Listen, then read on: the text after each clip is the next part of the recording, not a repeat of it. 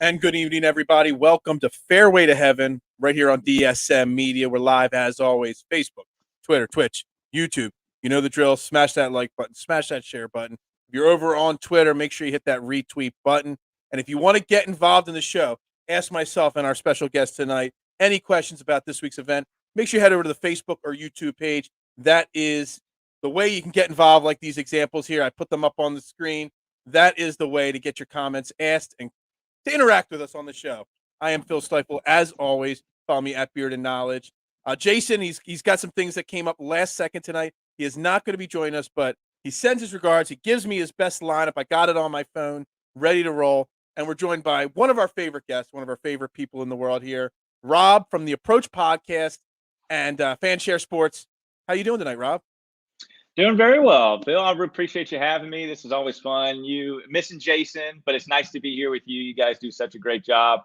And as always, you kill it with the intro game, whether it's with football and then golf. I saw you change it up from last season a little bit. So, man, you're on fire with it. Well, no, last year we were with a different network. This year we're on our own. So I had to create the video on my own. So, that's the best I could do. That's what the free app, that intro was what free apps get you. I don't pay for anything because I'm too cheap to pay for, an actual real service to make it. Well, I'll tell you what, it looks pretty good, man. Well, yeah, we're missing Jason. Jason, if you're listening, we're thinking about you, buddy. You're here in spirit. Yeah, absolutely. We love Jason and Jason and Jax. My week is not complete until I get a Jason and Jax on screen before the show, say hi to that little dude and get to spend time with Jason. I mean, we talk about the golf community, the fantasy golf and the gambling golf community on social media about how it's such an awesome, close-knit relationship. I mean, there's guys like you got your partner, Drew. We got Brian. We got Chris Yuzukian. That there's so many great guys that we all band together. And the fact that I met Jason literally just last year, we started this show. I've already been on vacation with this guy. We've all become friends. I've joked with some of you guys about getting a golf outing together and all going away and doing like a golf trip. I mean, it's crazy, the golf community and how close everyone's become. Yeah, that's one of the best parts is the people you meet. And I was lucky enough to hang out and golf with Andy Lack out in San Diego, and that wouldn't have happened without this great community. There's a few bad apples, but one thing I'll kind of say, I don't know how long I'll plan on doing this. I have a kid on the way, and I have two other businesses. But what keeps me coming back is guys like you and Jason, and just what you're talking about, the friends that you make, and that's hard to give up. So I appreciate everybody. And one thing I really appreciate, and you probably get this too, and I know Jason does, is the people who get in our DMs and send us messages about, hey, what do you think about this golfer this week, or here's what I'm thinking. Or I had one guy, shout out to Mez, who cashed I think a four-figure score this last week, and I saw him make a post about that. Yeah, and he's a humble guy, and he kind of said some nice words, and so those are the things that make you feel good. But yeah, for the most part, it's a great community, and lucky to have a small, very tiny role in it. Yeah, no, absolutely. Well, you have a lot bigger of a role than you realize, because what you and Drew do at the Approach Podcast is fantastic. What do you got? What do you got for drinks tonight? What are we drinking on the air tonight? So I'm drinking bourbon, big bourbon guy, obviously from Kentucky. I can give you a whole bourbon history, but this right here is Buffalo Trace. So if everyone's heard of Pappy's, Pappy Van Winkle. Buffalo Trace kind of owns Pappy Van Winkle. But this is the generic Buffalo Trace, and it's amazing. Buffalo Trace is located in Frankfort, Kentucky, right off the Kentucky River. And there's a lot of history within that river. It's what makes the water in Kentucky is what makes the bourbon so good. So we sipping on that tonight. What about you? I saw you got something clear. I got vodka. I've actually, unfortunately, I'm a big bourbon guy. I love my bourbon. Unfortunately, gives me a little of the agita, a little too much. As I've gotten older, I can't handle it. I did win in a golf outing back in October. My least favorite fruit of all time is a banana. But I don't remember now off the top of my head. Now that we're talking about bourbons, it was a bourbon banana, some kind of combination. I don't remember the brand name. I looked it up. It was like about $45-$50 for the bottle, and I won that. And I drank that. And something about bourbon and banana together. This was one of the most smoothest bourbons I've ever had in my life. It was fantastic. I'll have to find it and send it to you after the show. Well, I know we're not talking here about bourbon, but one thing, if you're doing bourbon tasting and you talk about the smell and the finish of it, there's a lot of fruit notes. There's a lot of fruit that goes in, especially with some that's very citrusy. So maybe banana comes in there. But if you're a bourbon lover, we got to get you to Kentucky to do the bourbon trail and then play some golf. I know you're a well-traveled man, but hopefully some of your travels bring you to Kentucky. Dude, it was the first thing that I fell in love with was bourbon. Before anything else, I've always been a bourbon guy. I love it. Let's get to that. Let's talk what we're really here to talk about. The Waste Management Phoenix Open. There's so many nicknames for this tournament. The People's Open, the greatest show on grass. I put up the thing. It's the PGA meets Happy Gilmore. It's a fun, exciting event. There's a lot of people that love it, and there's a lot of people that don't love it because of the fan interaction, players and golf fans alike. Where do you stand on this event in general, and the fact that it's more like a college sorority or fraternity party than a typical golf event? What are your thoughts on that? Yeah, I love it. I think it has its place. I wouldn't want it. Maybe you'd call me like a snob or something. But I wouldn't want it every week because I kind of appreciate the mindfulness of your competitive partner that says, like, in that mindfulness, I got to be respectful of their own game, and we don't see that a lot anymore. So I kind of respect that about golf. But I do wish we had a few more tournaments like this where you get the 16 stadium hole at par 3 where, like, take a drink every time the Golf Channel shows like the decimal readings. They love that. But so it has its place. I love it. I wish there were a few more that were like it. But I don't want it to be every week. I want the Augusta Nationals. I want the Rivs. I want the Players, which can kind of get kind of wild too. What do you think? Are you pro, for, against? I'm like you. I like the old school. The Augusta National. Amen's Corner. There's nobody down there. It's just you and the golf. But I think I'm a businessman, just like you, and I see this kind of an event great for the sport. This is what especially this weekend with the Super Bowl. On Sunday, people are going to be watching golf, watching then football and all. It can bring this kind of an excitement that it brings, especially the 16th hole. It can bring excitement. It can create new fans. It can create, maybe a younger golfer watching it with their dad or something like that. It might excite somebody and get them into the sport. And also, I joke about the Happy Gilmore references and stuff like that. But let's be honest, some of that does sell. So it's good for, prizes, for advertisers, all different kinds of things. So the business side of it, I love. But on the other side, I love the peace and quiet and tranquility of the way golf is supposed to be played. So it's kind of like torn down the middle for me. Yeah, and I'm sure the pros like it for this week, and the golfers that are playing this week, and then they go to Riviera next week. We'll get two different of golf courses, but two different styles of golf, how the fans interact. And I think they appreciate that. I think they like my friends, I would call like the sluttiest of golf at the Waste Management. It's just kind of slutty, which is fun. We all kind of need that sometimes. But then you go to the classy, Riviera, and you need both. You need both to have a good time, I think.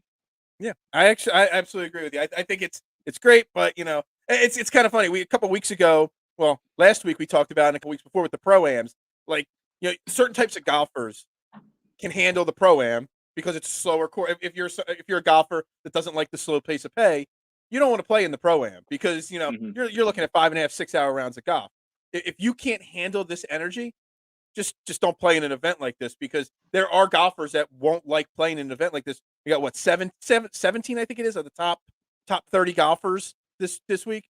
The guys that are skipping out, maybe they just don't like this style of atmosphere. But me, I would do it just because it would be fun, change of pace. If I was even remotely good of a golfer.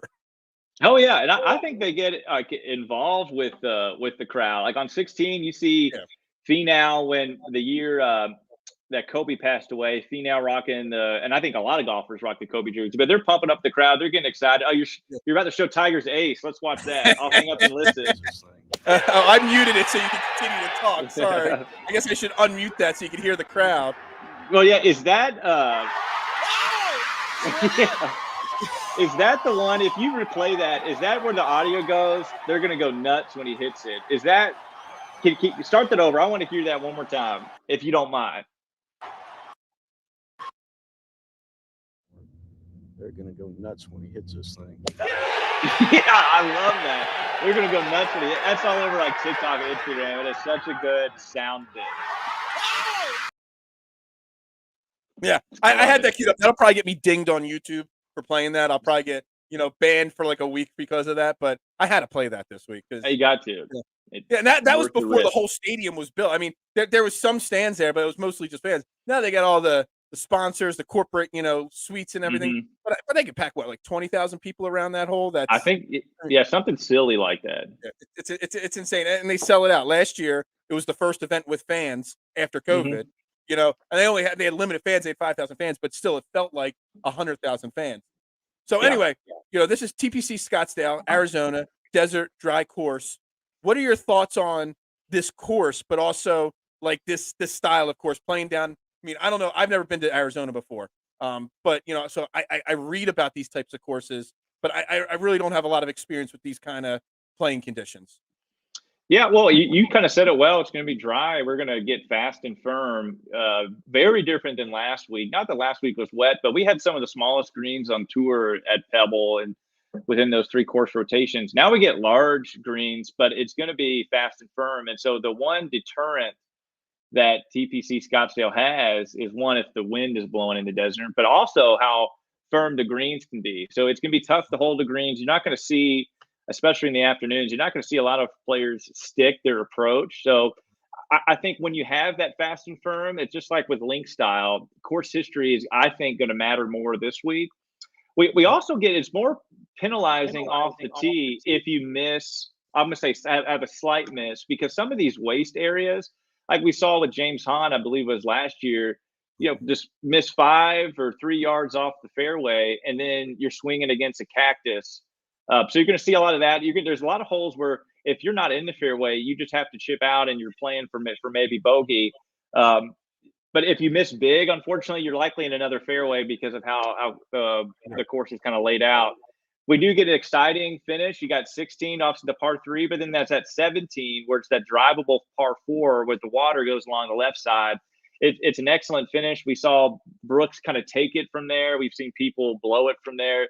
It's a fun course. It is. But again, if you had good course history, aware of playing fast and firm, I'm going to look at guys who excel around the green, who have good kind of stats. We'll just call it here, ball striking stats, putting stats, that are familiar with the course. That's kind of guys what I'm targeting. Do you have an idea? I mean, based off of everything you said, I also threw a little bit of my focus onto like scrambling even a little bit, just because being around that green, if you miss the fairway, I haven't focused on driving distance at all. I've focused on driving accuracy type stats and ball striking and those kind of things.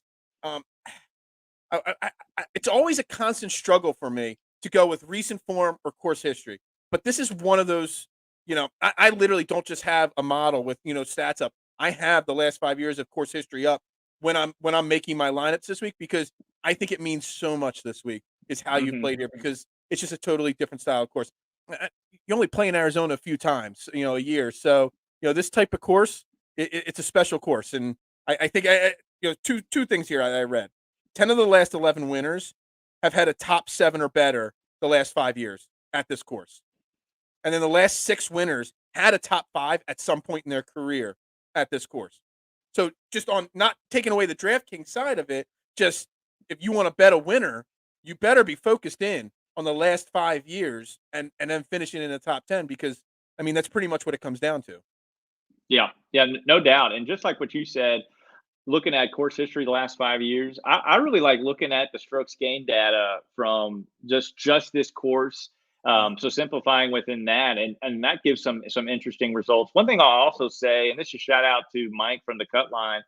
Yeah, the grass is Bermuda, but this time in Arizona, it's overseeded with so many different things. Overseeded with bent and POA and a hybrid of it. So this isn't typical Bermuda that we'll see. So I'm really looking at how well have some of these golfers performed on this putting surface before, because this event is usually played in February, as for almost every single year. So if you're used to putting on desert Arizona putting surface in February, it's going to be a little unique. And so I want guys that are familiar putting on this unique surface. Absolutely. Yeah. So real quick, before we get into the card and start breaking down, the different golfers in each range, you sometimes think, I mean, I read all your articles on Fanshare and, I watch the approach. So I know you kind of have like a little different, thought process, when you're building your lineups and who you're playing with and stuff like that. And, something that me and Jason have been discussing the last couple weeks and this past week a lot is, ownership percentage. And the fact that I kind of feel like some people put way too much onus on ownership percentage. And I feel like it's like that catchy word. You got to pivot off of somebody because they might be a little too highly owned. Sometimes, the thought process that I've been switching to lately is stop worrying about ownership percentage. If a guy is great and just everything lines up, if he's going to be highly owned, don't avoid him just because of that. Because it started with the John Rahm a couple weeks ago. Do we pivot off of John Rahm? But John Rahm's going to finish in the top 5 or 10 in every single event he plays. Is it worth just eating that ownership and finding the right place to go with it? Last week with Patrick Cantlay, do you skip over Patrick Cantlay when he's going to be highly owned? And it's a little different in those weaker fields. But, do you sometimes feel like, ownership percentages are overblown a little bit? Yeah, I think it goes both ways on the spectrum, where there's some people who don't even consider it at all, and there's some people that consider it way too much. And so to answer your question is yes, but I think it goes the other way too. But if your only reason to fade some guy or some golfer is because of ownership, well, then that's a problem. You'll need other reasons to fade. For me, ownership helps me look at, maybe take a harder look at a guy. And so if I'm using somewhat of a handicapping strategy, it can find a reason to play or not play the guy. But it's mathematical that says that leverage works. Like leverage works in your favor. And so even Patrick Cantlay last week, and I believe in the Drive the Green, the GPP winner, which has, I think, like around 50,000 entries, even though Patrick Cantlay finished 4th, he wasn't in the winning lineup. Okay. And so when you have a guy kind of in 11K or above and finishes outside the top 3, depending on how the rest of the lineup works out, sometimes they don't hit value. And if he's 30% owned, you're needing a win pretty much. Again, it depends on each tournament. It's not black and white. But the idea of creating leverage is important, but you don't want to blindly do it. Like what you're saying is just, I have to look at ownership numbers, and then that depends on if I play or fade a guy. That's not right. We want to. I almost feel like ownership percentage number is more important to the cheaper guys, the 6K guys, the 7K guys, and guys like that, because but you said that Patrick Cantlay wasn't owned or wasn't in the winning lineup. So I play the jukebox. I'm a cheap player. I play quarter or dollar lineups. And 2 weeks ago, John Rahm, what did he finish in? 3rd, 4th place, whatever it was. He had a really good finish there. And Luke List won. 10 of the 11 top lineups all had John Rahm and Luke List in it. And obviously it helps to pick the winner. But right. John Rahm was in 10 of the top 11 lineups. So, and he was owned, I think, at 35% of the lineups.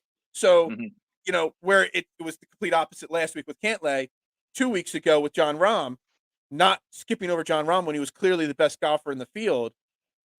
I skipped. I used him in like 3 lineups that week, and I kicked myself in the ass for that. Well, yeah, and this is why it's your own process. You just need to be consistent, because one specific strategy isn't going to work week to week in PGA DFS or really any DFS. And so, yeah, if you're a guy that likes to mainly lean on leverage, last week would have been your week, but at the Farmers, maybe not, is what you're talking about. Maybe Sony was your week because Hideki was a great pivot off someone like Webb and some of these other highest going. But then at Kapalua, not so much. You had 2 chalky guys, and Rahm and Cam finished so highly. So yeah, it just depends. So you have to be consistent. Yeah, it's unrealistic to think you're going to finish top 10 in the big field GPP each week or even come close to that. So just be consistent. And if you feel like you're skilled at, finding leverage, play that. Or if you feel like you're skilled at, finding good chalk and relying on that, stick with that. But that's the key thing. I tried talking. I don't know if you saw my post. I tried talking myself out of my process, and my process has been working this year. So 2 weeks ago, the week we're talking about with John Rahm, I had 18 of the 21 guys I used them. I do 21 lineups a week, not counting showdowns, and I had 18 of the 21 guys make it to the weekend. I just barely over broke even that week. I had a huge cash in a showdown based off of my player pool, which was great. And then last week, I had 7 or 8 of the top 10 guys that finished in my player pool. Again, I had a little bit more than a double up on my money. But so I all of a sudden I'm trying to outthink myself. Well, is my system not working? No. You got to stay consistent. If you stay consistent, the chances of you hitting a big GPP, if you hit one every other year, that's a big win. As long as you're cashing, as long as you're doubling up, as long as you're making some money every week, that means your system is consistent enough to stick with it and hope that 1 week it pays off for a big win. Yeah. If you win, let's just say you do the drive the green. That's usually the $5 entry. If you win that once every 2 years, and that's a big if, that's hard to do. Maybe I should say one of three. You've had quite a few big hits. Yeah, well, you're making huge profit that'll last you a long time. So, yeah, sample size is tough. People can kind of get easily discouraged, especially comparisons are the thief of happiness. Everyone sees someone might have a great screenshot on Twitter, and we're thinking, gosh, why am I not doing that? DFS is a long game, and you have to be consistent, and you have to bankroll manage, and you have to be okay. I got to be in this for the long haul because you're going to have actually more losing weeks than you win. But when you do finish top, 1, 2, or 3, really top 1 or 2, it just shoots your profit up to the moon, and it'll make your year. All you need to do is win one to make your year. Yeah, absolutely. Yeah. All right, so let's get into this week, and I think the 10K, the top end of this is like probably the most confusing.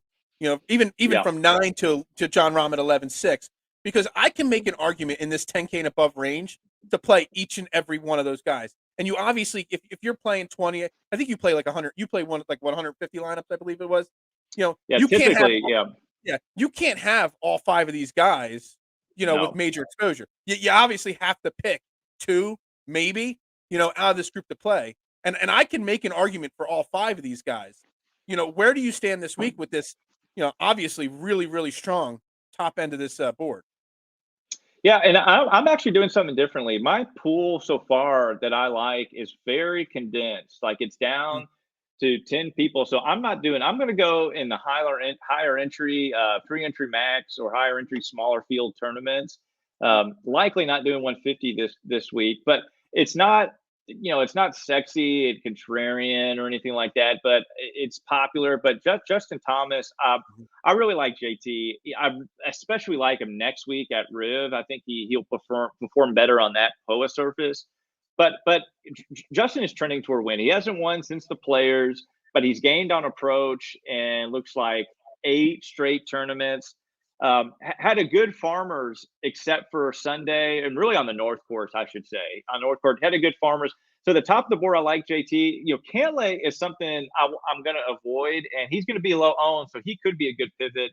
But his ball striking is not where it has been. And shout out to my boy D Flowers, who pointed out his body language looks like it did during a slump. He's been holding it together with his putter. That's not what I want. Rahm can't go wrong with it, but I kind of like JT more. But I'll kind of shut up real quick. But I really like you said that you have to make some decisions in this range, and I kind of think it's almost like matchup based. And so for me, I'm not including I might include Hideki and Thomas, but between Rahm and Thomas, it's almost like a head to head. And I'm betting with my lineups Thomas over Rahm head to head. I mean, you pretty much stole. I mean, I love how you say that. Betting head to head there. Rahm and Thomas, because I love Justin Thomas. He's my favorite guy. He's actually my second favorite guy in this whole event. I wish his betting number was a little bit better because I really think he can win this week. But I love how you phrase that. Thomas versus Rahm, and that's how you pick which one you're going to go with because that's fantastic. Hideki. Yeah, I'm staying away from Hideki, even though he's got fantastic course history.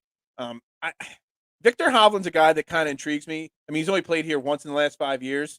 And he missed the cut there in 2020, but he's been playing so great in Europe, and that kind of changes his stats a little bit. I don't know how I feel. I kind of feel like his personality would fit this kind of a course and the atmosphere and stuff like that. So that's kind of intriguing me, his personality to fit the theme this weekend, and so that's got me a little intrigued. if I had to do anything, I would probably go JT and Hovland. And if I don't pull the trigger on Hovland, I'll just go heavy JT and maybe sprinkle in 1 or 2 John Rahms there, because obviously John Rahm, best golfer in the world. Yep, no doubt.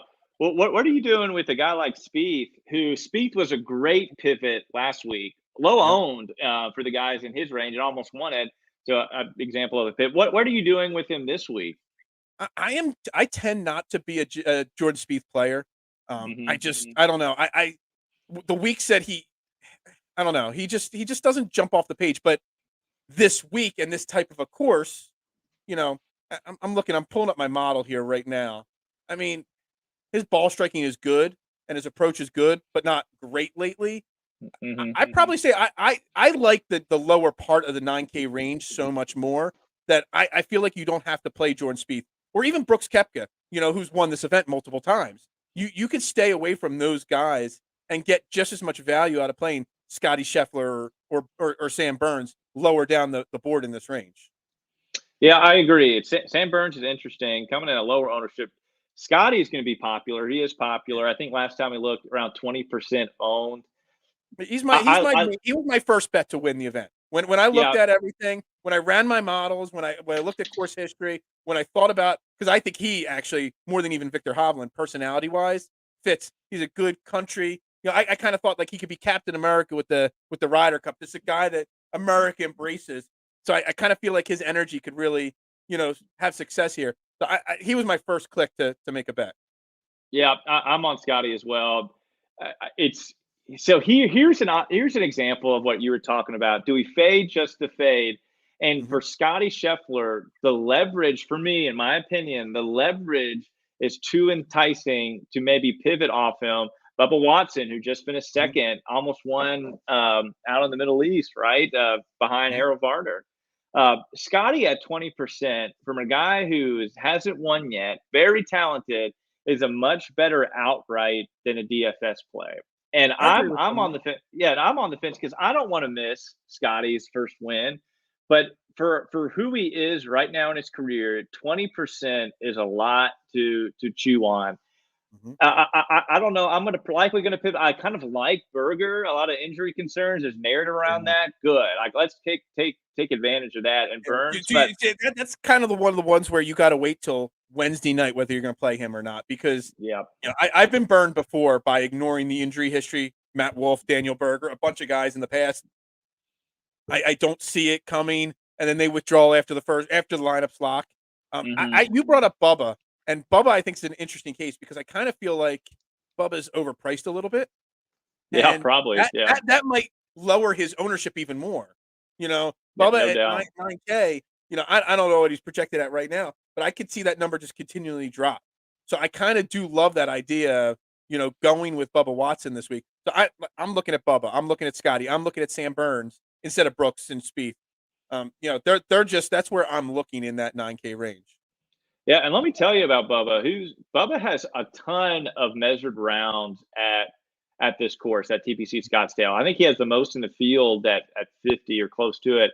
Bubba ranks second in strokes gained total, ranks second tee to green. He ranks first in ball striking, first off the tee, fifth on approach, and first in DK points here at this event. It's incredibly surprising for a guy like Bubba. Ricky Fowler, who we may get to, is kind of right behind him. Yeah, right behind him. But let me just preach to you about Berger. If he's healthy, I know that's a big if, but we're talking about a guy with maybe an ownership discount because of the narrative that he's injured. We get a guy that's in the last 24 rounds ranks first on approach and second tee to green. He's the one, if healthy, that should be 20% owned, not Scotty Scheffler. And so that is a little, it's kind of drawn my attention to him in DFS. I'm not touching him in the betting market, but I do like Burns. It's a really interesting thing. And it's kind of like, this week, West Coast events, Thursday starts, Wednesday starts are a little difficult with this show on Tuesday nights.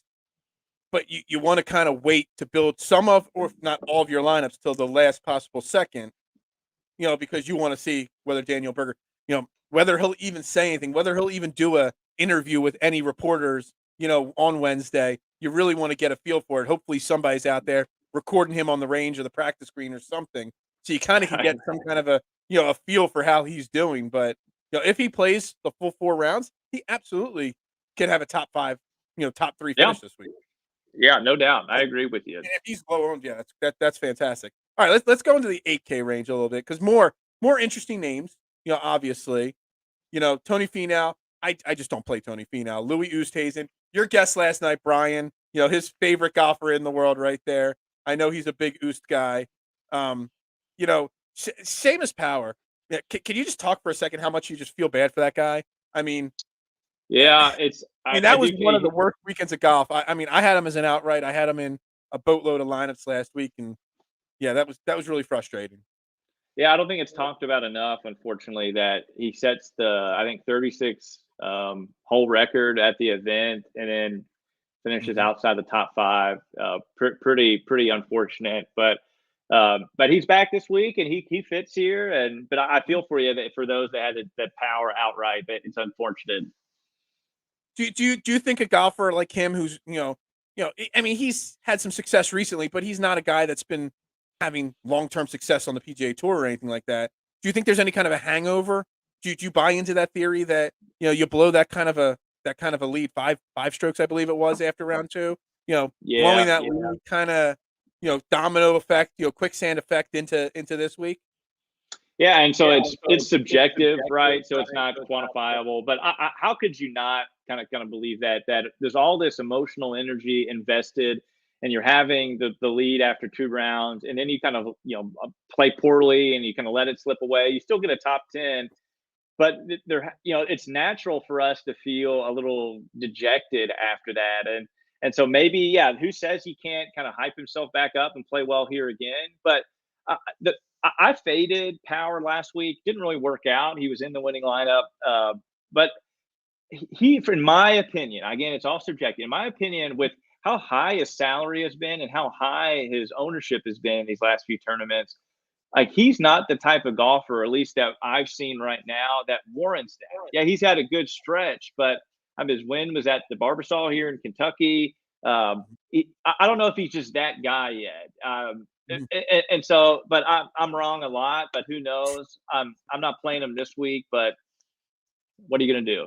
I mean, I'm probably I buy into, if you're a guy like John Rahm or, we use the greatest of all time, Tiger Woods, you know what I mean? A domino effect. You're not falling quicksand. I always use the term quicksand. You keep sinking and sinking and sinking. But a guy like Seamus Power, I could see him struggling to break out of it this week against a huge deep. Last week it was a weaker field. This week a super deep field like this. Maybe if he was priced a little lower, maybe if he was priced in the mid 7Ks or something like that, maybe I would consider him. But at this point, I personally stay away from him because of that collapse there. So that's just me. I look at it in this range, a guy that's also struggled, over the last year and a half. I mean, by his standards, but great course history, and a guy that could break out of his slump in this range is Webb Simpson. He's won here. He's finished second here before. I mean, he doesn't. I mean, he hits the golf ball well. He's a ball striker. He is that kind of guy. I've got to pull up his recency here, but I mean, it's not like he's had many wins recently in his career. I mean, he's only played once this calendar year. He finished 61st in Sony. What are your thoughts on Webb Simpson this week? Yeah, I mean, great course history. You're right. He's played well here. Tied with Bubba, if this is correct on Fantasy National, one of your sponsors, tied with Bubba in DK points at this course. So tied for first. Yeah, Webb plays well. Webb, I feel like, is the hardest golfer to get right. I mean, is that weird to say? What do you feel? I think he's the hardest golfer to get right because he could be uber chalk or he could be a sleeper, and you don't know what you're getting with him. And I don't know if he's still good. I know he kind of had an okay finish to the fall, but I much prefer the golfer right above him. I think, and he's a little younger, but he doesn't have a good course history. But Matthew Fitzpatrick, I think, has a little bit better upside. Matthew Patrick started his year last week at the Pebble Beach, finished 6th, gaining 2.4 on approach, 11.7 total last week. That's his first start off the layoff. And if it's anything like the ponies, some of the horses, they run the best second start off the layoff, And maybe that's true with Matthew Fitzpatrick. His second start off the layoff, I think he peaks this week. A good course fit for him. He can get really hot with the putter. Ranked 7th off the tee in the last 24 rounds. I'm low ownership too. I'm really high on Matthew Fitzpatrick. Matthew Fitzpatrick killed me last week because first off, my model, I can't remember the exact number, but he was in my top 15 in my model. Okay. Everything told me to play Matthew Fitzpatrick last week. And for some reason, so my process is I write down the 10K range, the 9K, I write down all the ranges and I pick, I start with 40 names and then I just work throughout the week, listen to other shows, yours, some other great ones. Then I do this show and I work my model down. Okay. I try to get to around, I do 21 lineups. I try to get somewhere between 18 and 21, players in my model or in my pool. For some reason, Matthew Fitzpatrick was the last name I crossed off my list. And it pissed me off so much because everything told me to play him. But somewhere along the line, in the back of my head, there was somebody said somewhere to stay away from Matthew Fitzpatrick. And everything else that I did research-wise said play him. So if you're saying play him, he actually ranks out well in my model. So I probably should stick to my model and play Matthew Fitzpatrick this week. And doesn't it usually work out that way? The last guy you cut out of your player pool is usually the guy that kills you. It really, really frustrated me there a lot there. Absolutely.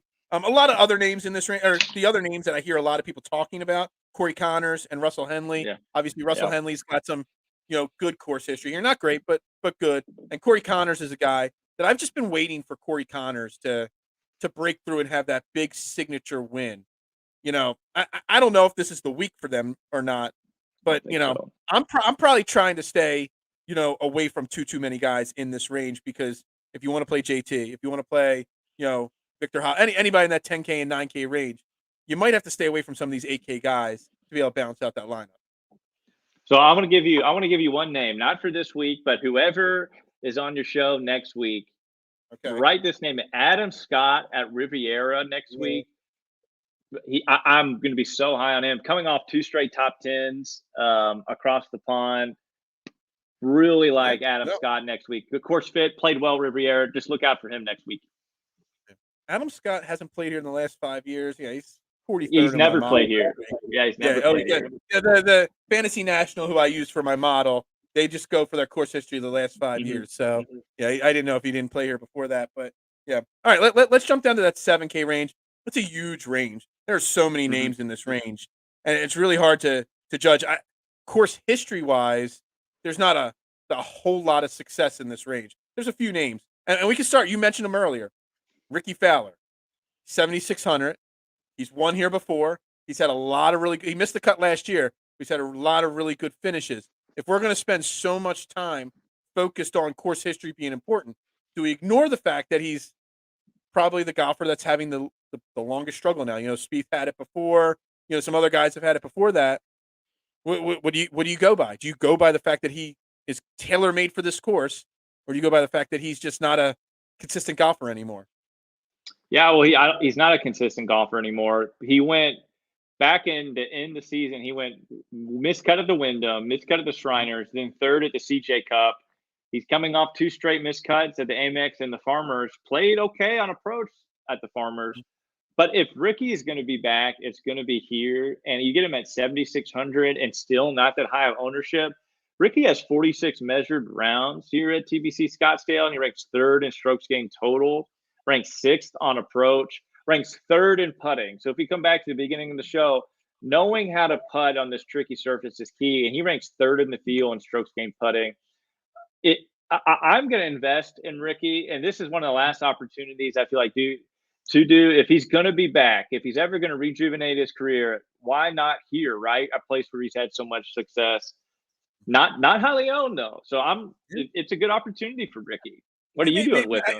I've been debating about sprinkling him in, whether he's on the player potential pool, whether he makes the final cut or not. I'm not sure yet. And you said you have him 3rd shots gained total here.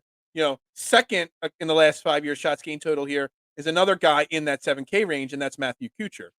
He's just I love the older golfers. The guys that just hanging around and just playing great golf still, and he's another guy that just in that everything you just said about Matt Kuchar or Ricky Fowler here at this course, Matt Kuchar falls into that same mold.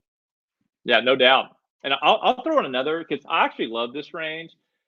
And a lot of these guys are low owned, surprisingly. Taylor Gooch does not have good course history here, but hasn't played here that much. So maybe we can say sample size is small, but it's surprising he hasn't because in the last 24 rounds, he ranks 10th on approach, and 24% of approach shots come from the proximity range of 150 to 175. Gooch ranks 5th in the field and over the last 25, and he's 11th tee to green. I think Gooch bounces back this week, and I'm a homer. I love the guy, but just surprised he hasn't played well here. But I'm going to say those are outliers, and I think he gets it done. Maybe a top 15 this week. Yeah, so, he wasn't in my. I just actually right before this show, before the Sixers game started, I was listening to the Rick Run Good podcast, and he just basically just said pretty much what you said about Taylor Gooch. So he got added back to the player pool because of you and Rick there. Some other names. Varner, obviously winning last week. Luke List, has had a really good year. Keegan Bradley, a guy that just on random courses just seems to pop up in my models all the time. He pops up this week again. Aaron Wise, a guy that no course history really, but a guy that could do well here this week. You got a sleeper in this range, or any of those names that I mentioned? Pique your interest at all? Yeah, I like Wise, and I'm not usually a Wise guy.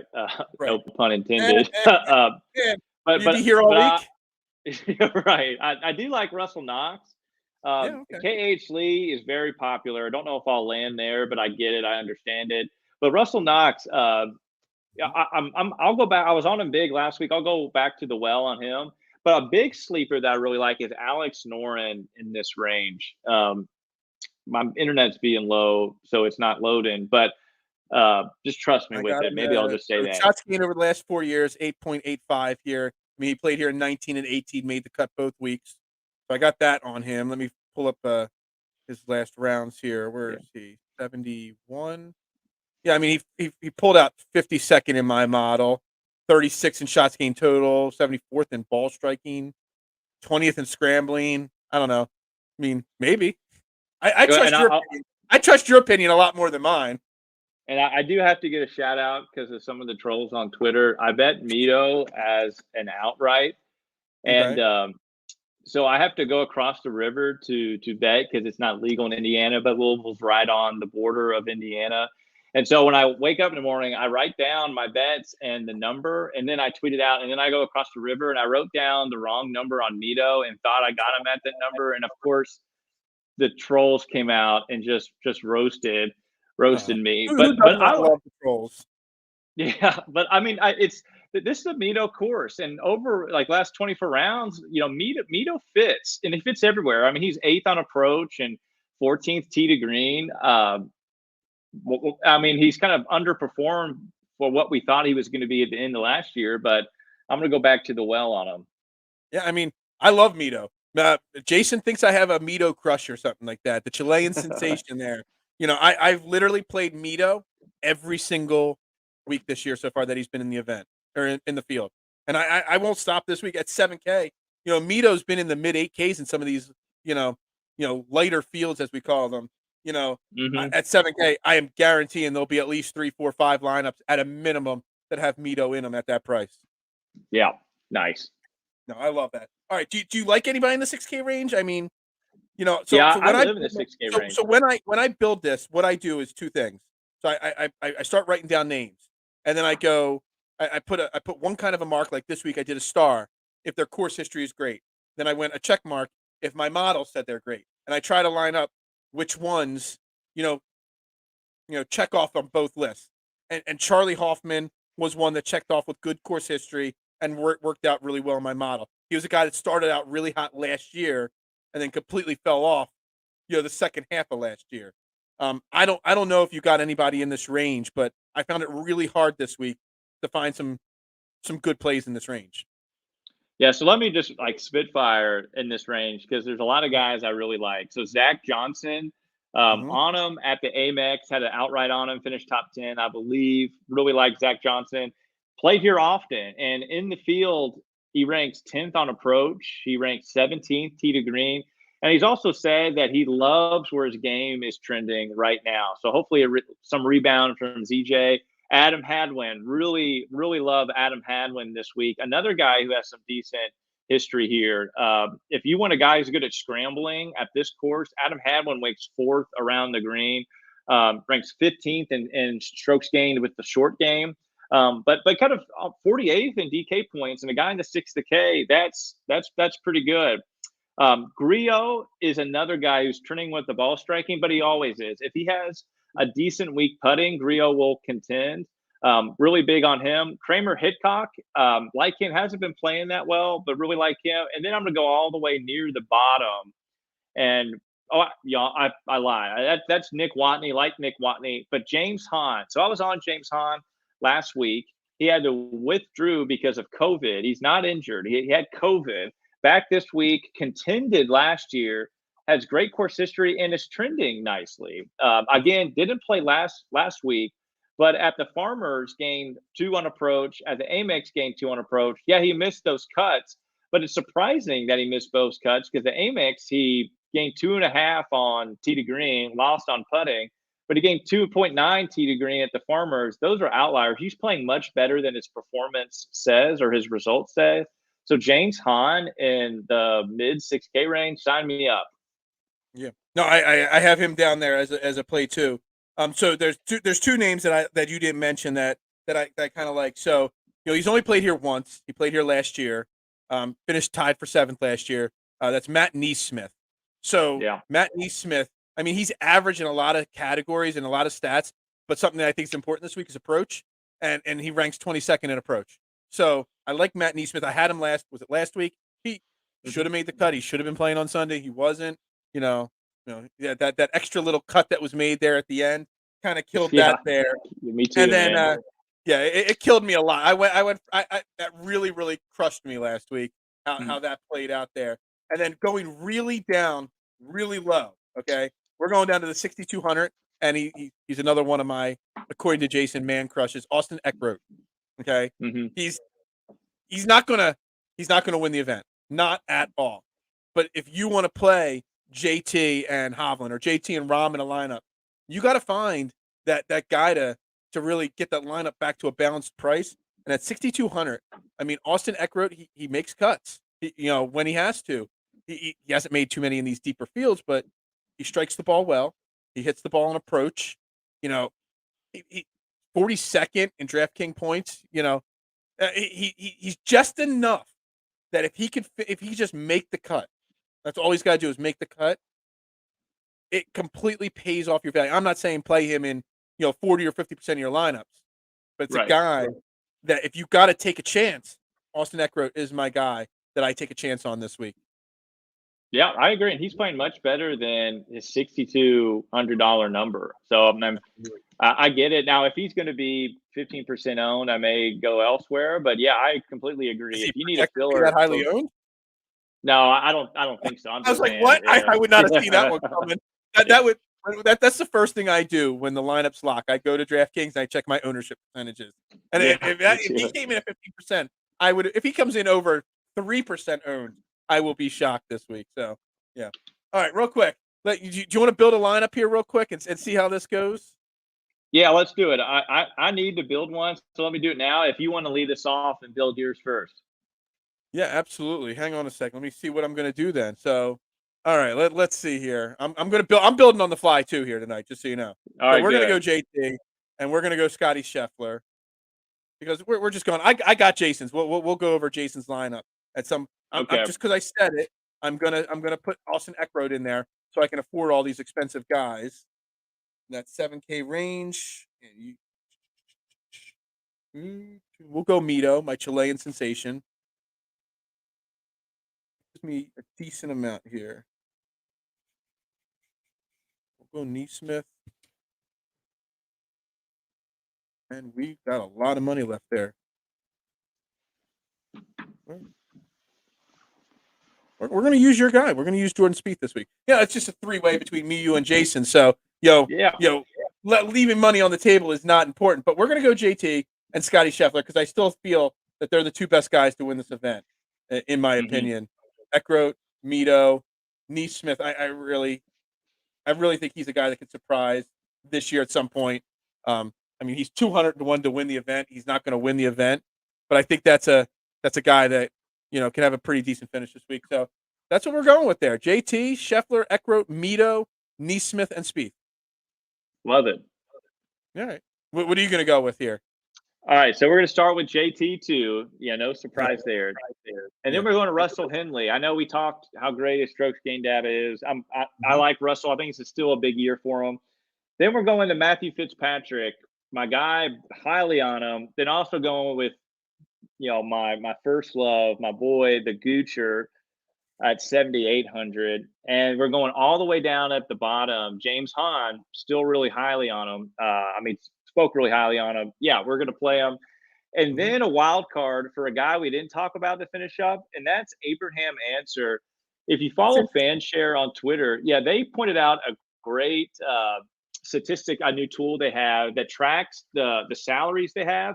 And Abraham Answer is now priced some of the lowest he's been in a long time.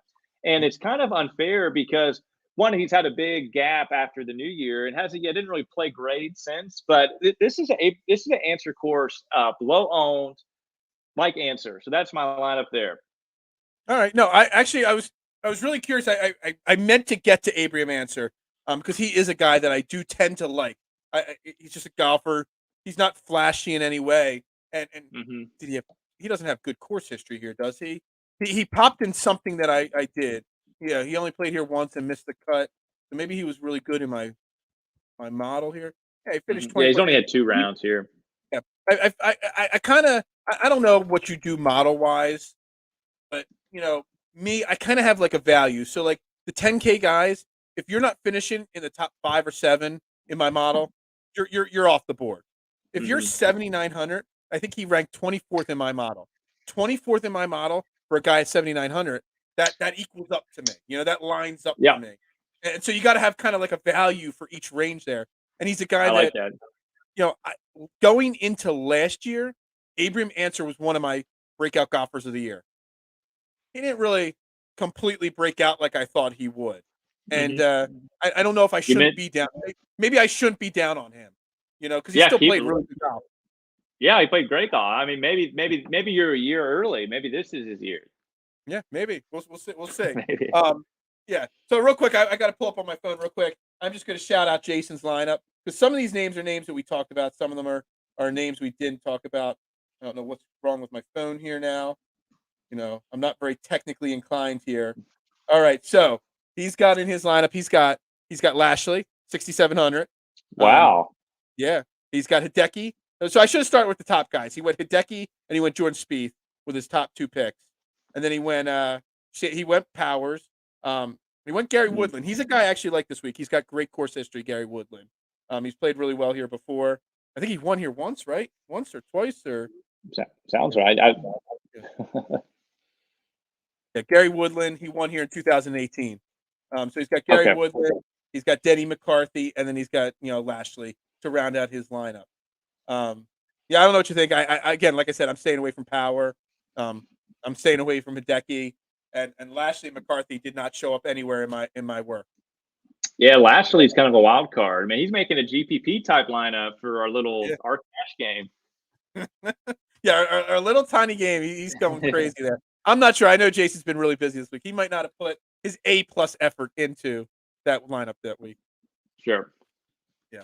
Anyway, do you got anything else to add to this event before we wrap the show up? Because I do have one post golf question here before we get off the air. Yeah, I'll just say this is another shout out to my buddy Mike from the Cut Line. If you're playing Showdown, this is one of those few unique weeks where the afternoon wave can have more of an advantage than the morning wave because of the temperature will rise sometimes, some days 20 degrees from 7 a.m. to 3 p.m. And so the ball goes further when it's warmer. So just something to consider. Yeah, I know you play a lot of Showdowns. I find myself having overall big picture more success with the Showdowns. Yeah, me too. I kind of try to tell people that, the Showdowns, people try to change. Like, I have a philosophy on how I build my lineups for the week. I don't change my philosophy for the showdowns. Just because a guy has a bad round one doesn't mean Yeah. if he's fourth in your model but has a really bad round one, doesn't mean stay away from him in round two. It means he's going to be low owned in round two. So jump on him. And that has really 1,000%. worked. That has worked so well for me, even dating back to last year. That's the one philosophy I have not changed in fantasy golf. Period. Is stick to your Yeah. model when you're building your showdown lineup. Yeah, no doubt, because recency bias is more in effect in showdown. Just like Jim Furyk at the Sony was the first round leader, or finished second behind Na, I think, and he was 0% owned, maybe 0.5, whatever, and then he turned out to being like 16% owned in showdown. And so the recency bias is so key. And so yeah, if you stick with your model, it actually gives you more of an advantage just within the game theory aspect of being contrarian and taking advantage of leverage. So 1,000% to what you said. I agree. So real quick before we go off the air, Sunday is the final round of the Waste Management Phoenix Open. It's also the Super Bowl. Got to ask you, do you got a favorite this week? Do you got anything to add to the weeks of Super Bowl talk we got going on here? Oh, I got you the first one to ask, so I appreciate that. So that big on the Rams. The Bengals, Bengals have been band-aiding their offensive line together through the playoffs, and now you go up against an excellent defensive line of the Rams. I think the Bengals offense is going to have a hard time against that defense, especially the defensive line. Big on the Rams, home game for them. Big on the Rams Sunday. What about you? Not that anybody in LA cares about football. That's right. Yeah. So who do you like? I haven't actually made my final decision yet, but the big thing I talked about on my morning show today that's kind of making me lean towards the Rams a little bit at this point is the Bengals youth versus, I'm using the term, I couldn't get the word out that I thought of it mid-show, the urgency of the Rams. The Rams organization, all they've invested. The Rams players, the Matthew Staffords, the Aaron Donalds, the Odell Beckhams, the guys that are in the middle to later parts of their career, that this is their first chance. This might be their last chance to get the title. And that sense of urgency that they'll have. Sometimes that sense of urgency makes you crash, and burn, but sometimes it makes you rise up. So I'm looking at the sense of urgency as the key to the game. I haven't figured out whether it puts the Rams over the top or not, but I'm looking at that as one of the keys to the game, almost the most important key to the game at this point. I like that. Have you seen the documentary about Tom Brady on ESPN Plus? I can't remember the name. It's pretty. I'm not I respect Brady. I'm not like a Pats fan or anything. But one thing that I think it was their first Super Bowl or maybe second, I can't remember. But they talked about when it's your first Super Bowl, you have people asking for tickets. You're going to all the festivities. It's in LA.